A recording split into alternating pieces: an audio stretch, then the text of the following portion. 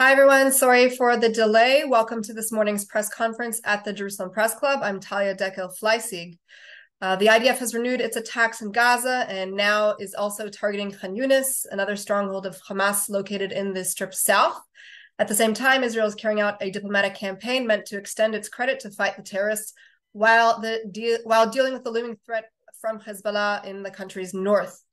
Today, we host Eylon Levy, a spokesperson for the Israeli government, who will provide a current briefing of the situation from Jerusalem. And then he'll take questions from reporters. A reminder for those of you who are used to our previous format to use the Q&A box, please, and include your name and outlet. Hello, Eylon. Thank you so much for joining us today. Thank you. Good morning. We're now in the second chapter of the October 7th war. The first chapter began with the October 7th massacre and continued until the hostage release pause. And then after 7 days of the hostage release pause, Hamas decided to violate its terms, hold on to the women and children it was obligated to release, and resume rocket fire against Israel. Hamas started the war on October 7th, and it resumed the war on December 1st. And now, as the army wraps up the job of defeating Hamas in the north, and we are talking about close quarter fighting. I know sometimes the situation is depicted as if it's an Israeli bombardment as opposed to actual battles on the ground with armed groups. We're moving south, and we're moving south to continue erasing the whole of Hamas infrastructure in the Gaza Strip, all of its terrorist infrastructure, all of its governing infrastructure. They're going after every tunnel, every commander, because the goal of this war is to totally destroy Hamas, total victory over the terror organization that perpetrated the October 7th massacre. And as we do that, we are, of course, combining military efforts with diplomatic efforts. And I would dispute the characterization at the beginning that Israel is launching a campaign, a diplomatic campaign, to try to buy credit, because this time the world understands that the conflict is very different.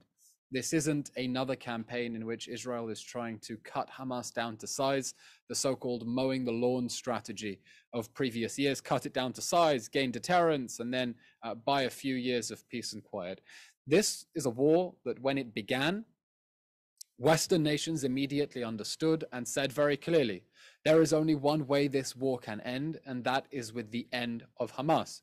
It's why President Biden has been standing foursquare behind us since the beginning of this war, with moral, material, and diplomatic support, saying this war has to end with a new reality in Gaza. It cannot end with Hamas in power. It's why we had the British Prime Minister here in Tel Aviv standing next to our Prime Minister, sorry, I think that was in Jerusalem actually, saying the UK wants Israel to win, because countries around the world understand that this isn't a local dispute between Israel and armed Palestinian factions. The destruction of Hamas is a vital national security interest for the nations of Europe as well, and also for the Arab world.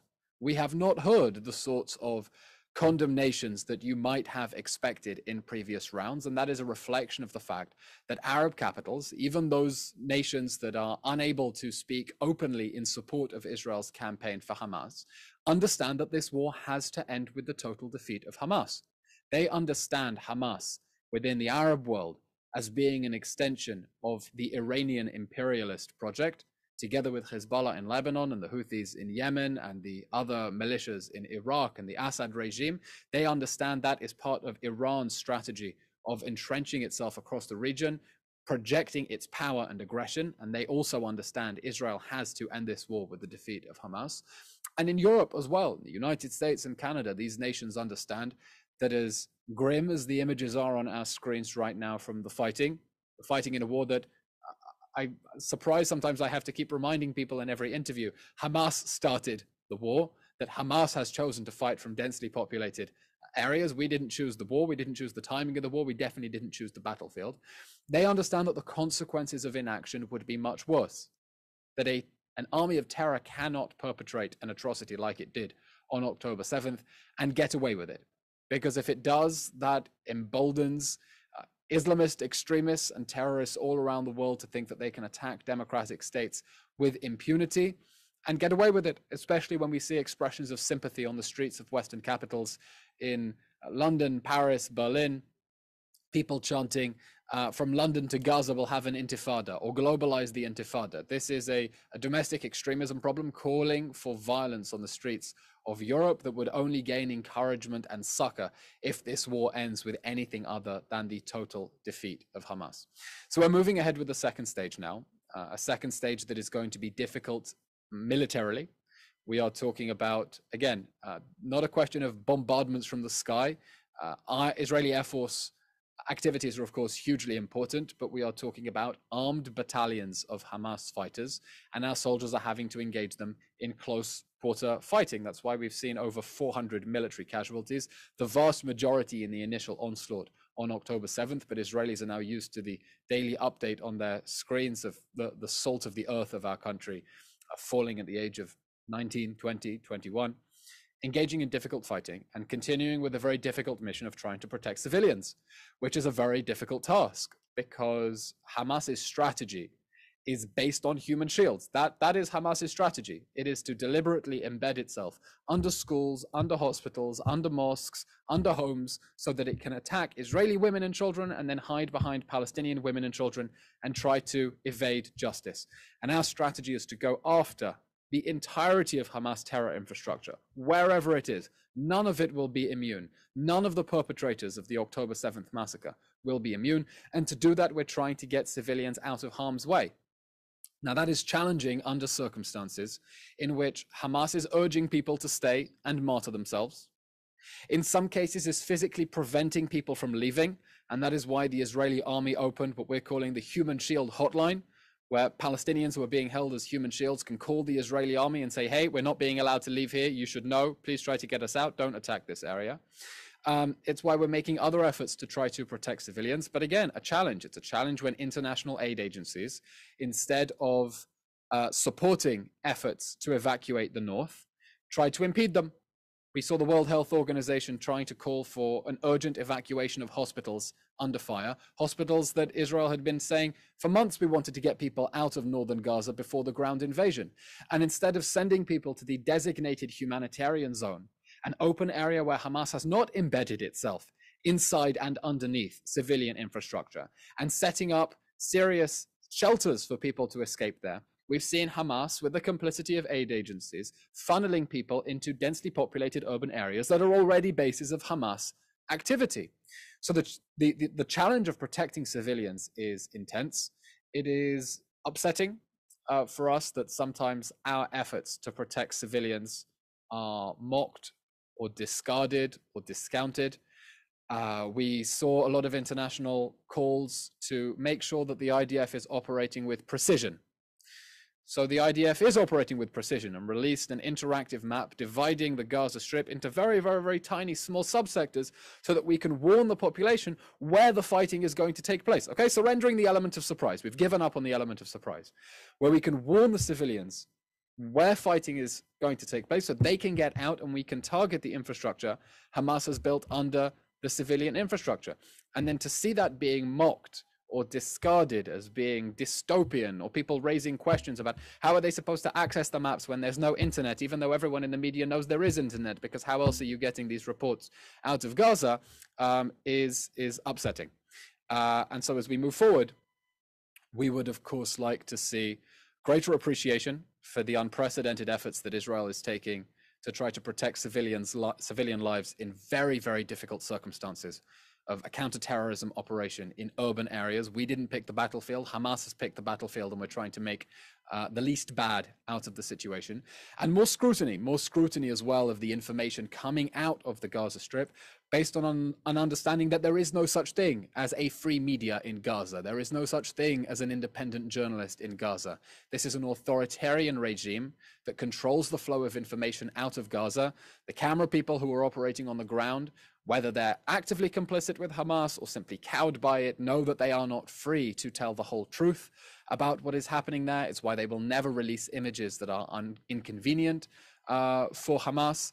And, you know, I have just some examples. I just pulled this up on my phone just now of bizarre headlines that have been coming out where we need to see greater accountability about the claims that Hamas is putting out, sometimes laundered by international institutions, which are able to put a UN stamp on it, that then prove out to be totally false. But of course, the damage is never corrected. So, I'm looking here, for example, a tweet I Mr. put Levy, I out do on. want to leave a bit of time for questions because I know that So your time is short. I'll just wrap up. I'll wrap up this point. These two headlines were published a month apart. On the 16th of October, we see a BBC headline: fuel reserves at Gaza hospitals likely to run out in 24 hours. Of course, those fuel reserves don't run out because we know that on the 16th of November, a month later, there's a headline: Gaza faces communication blackout due to lack of fuel. Now, how was Gaza only going to face a communication blackout due to a lack of fuel if a month before the hospitals were about to run out, and if we know that there are still communications coming out of the Gaza Strip, as we all saw from those images of civilians, like in that scene from Game of Thrones, mobbing the hostages as they're being released from the Gaza Strip, filming everything on their phones, all the TikTok influencers inside the Gaza Strip still live streaming things because there is no communications blackout. And it's important that when media go along with these claims that are coming out either from Hamas or via UN institutions that have been complicit with Hamas, and they realize that they've been lied to, have a little bit more skepticism about the quality of that information and the quality of the sources that are feeding them that information. So on that note, I'll now take 10 minutes of questions, and then I'm afraid I have to run to another interview. All right. Well, thank you very much for your time so far, and we'll use what we can of what's left of it. Newsweek, David Brennan from Newsweek is asking whether you think Israel will follow, if Israel will implement the U.S. expectation of not striking in areas in southern Gaza as the IDF advances, or following through on not striking. Is this a reasonable expectation given the tactics employed by Hamas and other armed groups, which you've already touched upon? The aims of this war have been clear from the moment that the war cabinet set those goals, and that is the total destruction of Hamas's governing and military infrastructure inside the Gaza Strip. And our leaders have been very consistent that there will be no hiding place, no refuge for any Hamas terrorists. And in order to target them, we are going to uphold our obligations under international law to do everything we can to get civilians out of harm's way. But international law is designed to mitigate the horrors of war. It is designed to make nations fight with one hand tied behind their backs, absolutely correctly. That is what it should do. It does not force nations to fight with both hands tied behind their backs, and it does not grant immunity to terrorists just because they choose to operate out of protected facilities. On the contrary, international law provides the circumstances in which those protected facilities lose their protections when they are used for terrorist purposes.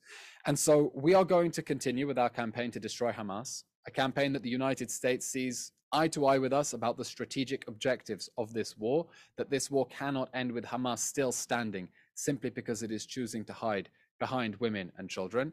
And within that, we're of course continuing to constantly improve our efforts to protect civilian lives. We're seeing the precision map of southern Gaza. That wasn't something that was in place with the campaign in the north. It is an improvement that we're doing on the move in order to improve our MO and protect civilians in the south. And we're learning from the United States as well. We said from the beginning of this war, Hamas is worse than ISIS. We'll destroy Hamas like 86 nations banded together to destroy ISIS and deprive it a territorial stronghold 10 years ago.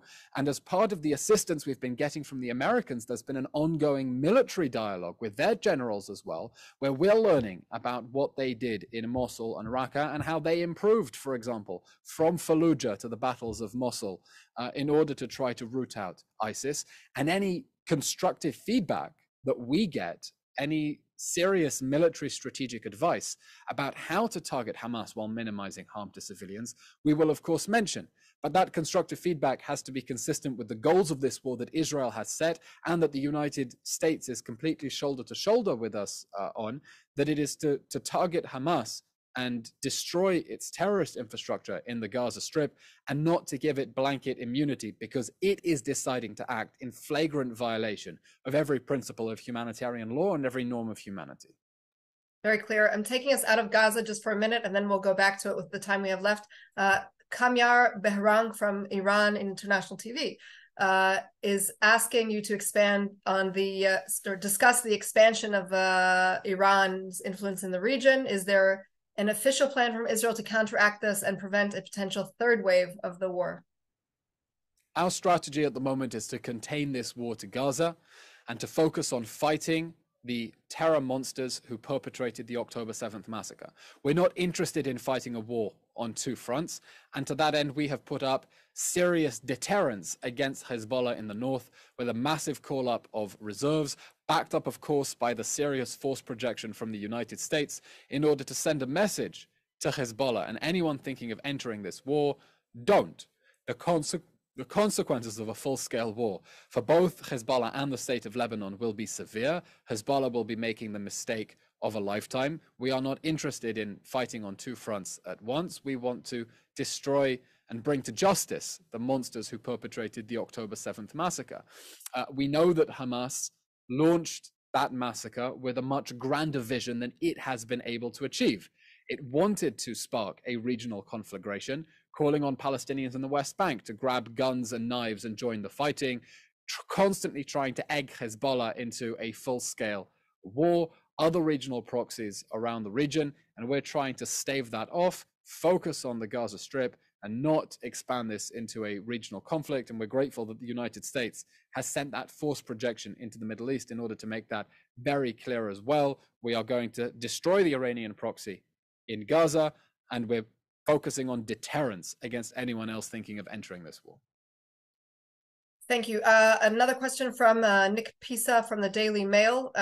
He is asking whether you can expand on the the Israel broadcaster report from Sunday, saying that the Shin Bet, or maybe it was Mossad, will track down Hamas leaders abroad and assassinate them. And I'll add another half a question in terms of Turkey, because Erdogan already threatened Israel against taking any action against Hamas operatives, senior operatives in his own country, and whether that should be a consideration to Israel in any way in terms of its actions. Our leaders have been very clear that every Hamas terrorist is a dead man walking, and the monsters who perpetrated the October 7th massacre will be brought to justice. And I think Israel has proven before, most famously with the abduction of Adolf Eichmann from Argentina in 1961, which, by the way, scandalously, the United Nations condemned that as a violation of Argentina's sovereignty, that anyone who thinks of hurting our citizens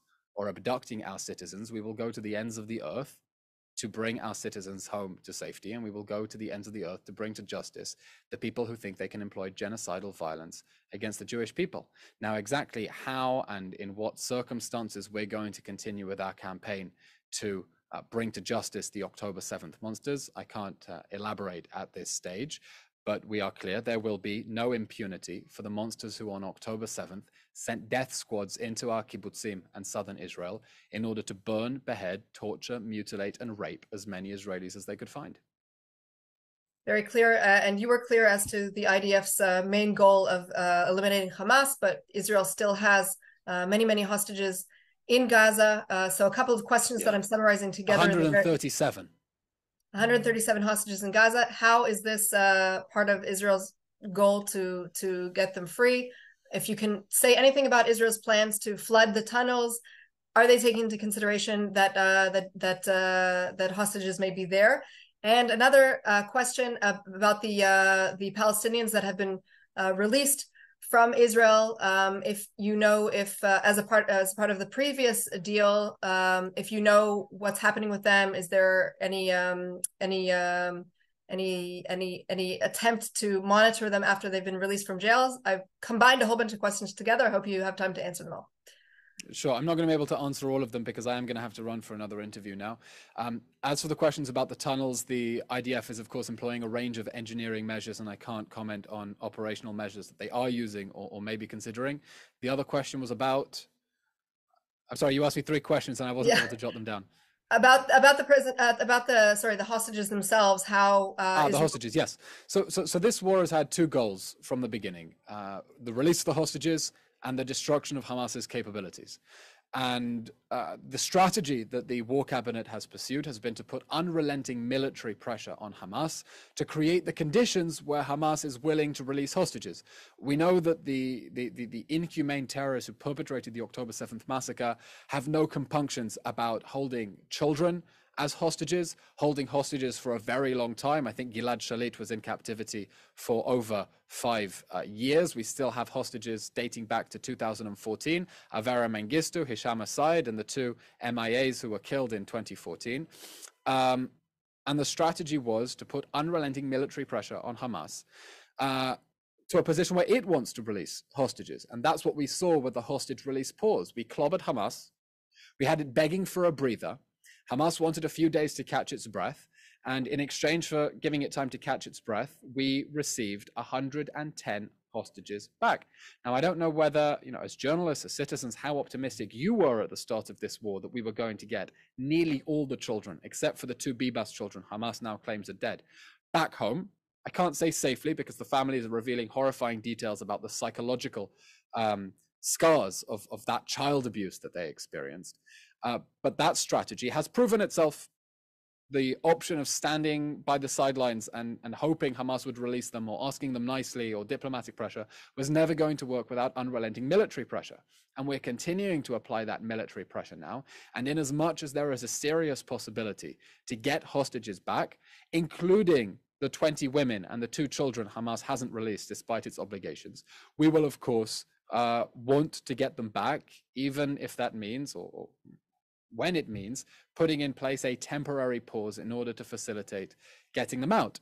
In Israel, this is maybe something that escapes the coverage. This is a very personal issue because 240 hostages in a country of 10 million people means everyone knows at least someone who has had someone stolen from them. I discovered just last week an old army colleague of mine, his brother-in-law is a hostage in the Gaza Strip, and we're going to continue putting military pressure to get everyone out, not just the women, also the men, because their lives are worth no less, not just the young, but also the old, not just the civilians, but also the soldiers who we put in harm's way in order to defend our country. The goal is that there will be no one left behind.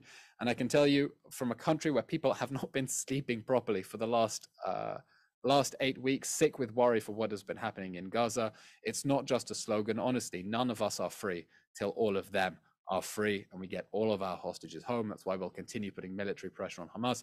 And on that note, I'm afraid I have to run because I have another interview starting in 2 minutes. Eylon Levy, thank you so much for your time. And thank you very much, everyone. Keep safe, and hopefully we'll all meet in better circumstances sooner rather than later. Absolutely, amen. And I'll just remind those on the line that we have another briefing tonight at 8:30 p.m. Israel time with Israel's most recent National Security Advisor, Dr. Eyal Hulata. Please check your inboxes. Have a great day.